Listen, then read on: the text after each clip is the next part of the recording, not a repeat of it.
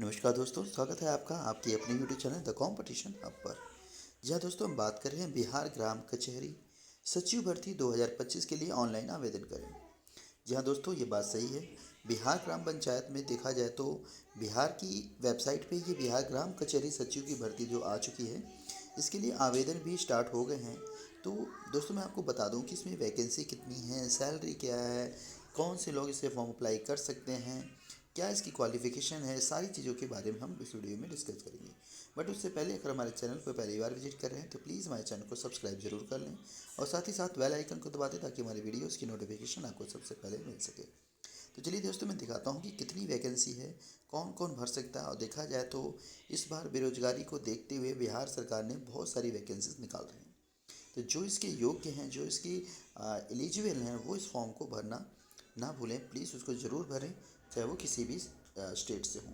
तो चलिए मैं आपको दिखाता हूँ क्या वैकेंसी है, क्या सैलरी वगैरह मिलेगी और क्या इसकी योग्यता है। ठीक है दोस्तों। तो दोस्तों, ये देख लीजिए, ये ऑफिशियल वेबसाइट पे जो नोटिस आई है, बिहार सरकार पंचायती राज विभाग नियोजन नोटिस संख्या A26/826। इसकी ऑफिशियल वेबसाइट है www.ps.bihar.gov.in पर। ठीक है, आगे मैं आपको पढ़ के सुना दे रहा हूँ। ग्राम कचहरी में दायर वादों के निष्पादन और अनुश्रवण हेतु ग्राम कचहरी सचिव के रिक्त पदों पर संविदा नियुक्त संबंधी सूचना है। राज्य के विभिन्न ग्राम कर्मचारियों को कचहरियों के वादों को निष्पादन के उत्तरदायित्व के निर्वहन हेतु प्रत्येक ग्राम कचहरी के लिए एक सचिव का संविदा के आधार पर नियोजन का निर्णय लिया गया है। संविदा आधारित नियोजन हेतु उपलब्ध पद नाम, पदों की संख्या और विवरण निम्नलिखित हैं। यहाँ देख लिखते हैं पदों का नाम जो है दोस्तों, यहाँ पे है ग्राम कचहरी सचिव। जो गांव के ग्राम स्तर पे जो कचहरी होती है वहाँ पे जो सचिव बैठते हैं, उनके पदों की संख्या जिलावार कुल जितनी है 1583।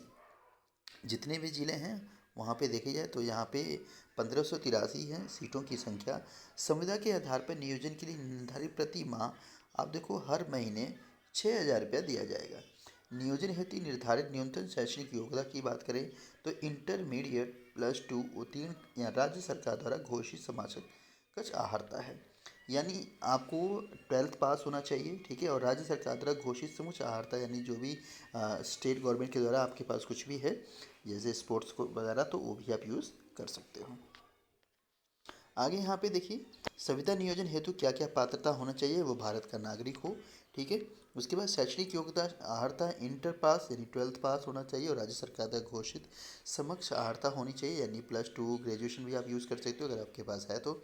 सामान्य प्रशासन विभाग में संकल्प 17 से 35 दिनांक 22/6/2026 के अनुसार अधिकतम उम्र सीमा निम्नलिखित लागू होगी। देखिए ये दोस्तों, कैटेगरी वाइज जो छूट है और जो एज है वो डिसाइड किया गया है। यानी यूआर कैटेगरी का जो पुरुष वर्ग हैं, जनरल हैं, अनारक्षित वर्ग, उनमें 37 वर्ष एज होनी चाहिए मैक्सिमम। पिछड़ा वर्ग, अत्यंत पिछड़ा वर्ग, पुरुषों महिला के लिए 40 वर्ष होना चाहिए।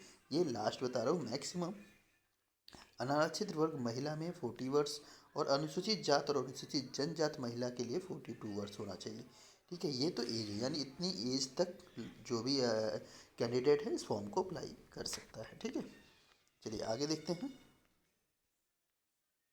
तो दोस्तों, ये देखिए, ये जो फॉर्म है आपको ऑनलाइन भरना होगा। ठीक है, ऑनलाइन, ऑफलाइन का कोई भी इसका वो नहीं है। आप ऑनलाइन भरोगे तभी आपका ये फॉर्म एक्सेप्ट होगा, वरना वो आपका फॉर्म एक्सेप्ट नहीं होगा।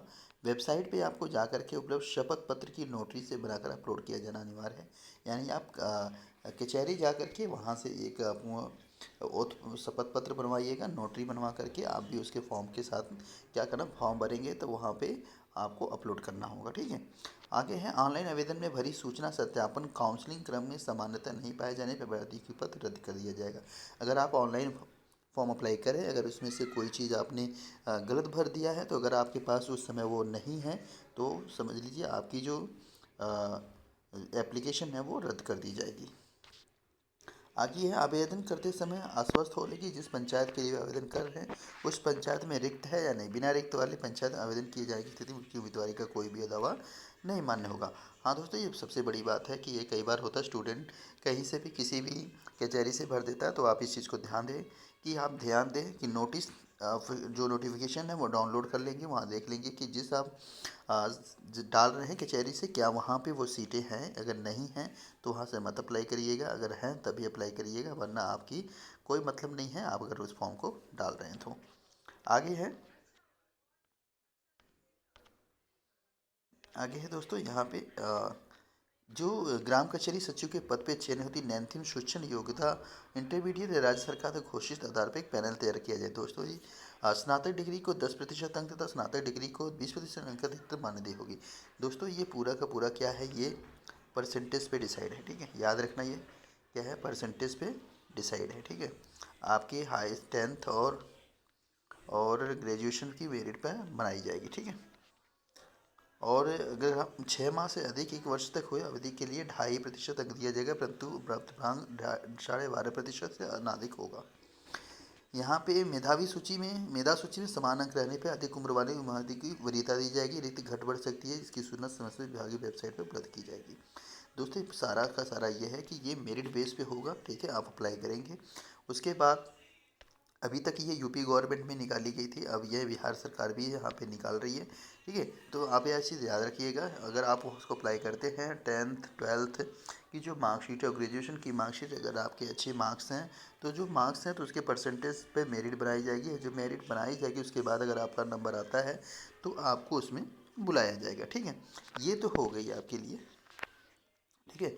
आगे मैं बात करूँ दोस्तों यहाँ की सैलरी की बात जो बताई गई है, तो सैलरी आपको मैंने क्लियर कर दी है कि सैलरी जो दी जाएगी वो 6000 रुपीज़ पर मंथ दी जाएगी। ये आपको दिखा दें, ये देखिए 6000 पर मंथ आपको सैलरी दी जाएगी इसमें, ठीक है। चलिए आपको अभी दिखा देता हूँ फॉर्म को भरना कैसे, क्या क्या चीज़ें फॉर्म में हैं वो आपको स्टेप बाय स्टेप करवा देते हैं, ठीक है दोस्तों। ये रहा दोस्तों पंचायती राज विभाग, ठीक है। अगर आपने इससे पहले यूपी जो आपने बिहार गवर्नमेंट में फॉर्म भरा होगा पंचायती विभाग से, तो आपको सिर्फ उसका पासवर्ड करना होगा, वरना आपको क्या करना है, या न्यू रजिस्ट्रेशन पे आकर के क्लिक करना है। जैसे आपने न्यू रजिस्ट्रेशन पे करेंगे, देखिए यहाँ पे न्यू रजिस्ट्रेशन किया हमने, ठीक है। आपके बाद नया जो है विंडो खुल के आ गई है। उसके बाद ग्राम कचहरी सचिव जहाँ से भी आप अप्लाई करना चाहते हैं, उसके बाद अभ्यर्थी का नाम, ठीक है, यहाँ पे अभ्यर्थी का नाम, उसके बाद पिता का नाम, माता का नाम, ठीक है, आवेदक की ईमेल आईडी और यहाँ पे डेट ऑफ बर्थ। उसके बाद यहाँ पे किस मेल फीमेल, ठीक है, कौन सी कैटेगरी में आते हो, आरक्षण कोटि इसमें डालना है, यदि आप विकलांग हो या नहीं इसमें ये चीज़ फिल करनी है, ठीक है दोस्तों। उसके बाद आपका आता है स्वतंत्रता सेनानी के बारे में बात की जा रही है। स्वतंत्रता सेनानी की अगर हैं तो ठीक है, आप यहाँ पे अपना मोबाइल नंबर से आधार नंबर डालेंगे और यहाँ पे जनरेट करेंगे ओटीपी आएगा, तो यहाँ पे आपको पासवर्ड फिल करना है और उसके बाद कंफर्म पासवर्ड 2 बार डालना है। उसके बाद ये कैप्चा यहाँ पे फिल करने के बाद रजिस्टर कर देना है यहाँ पे, ठीक है।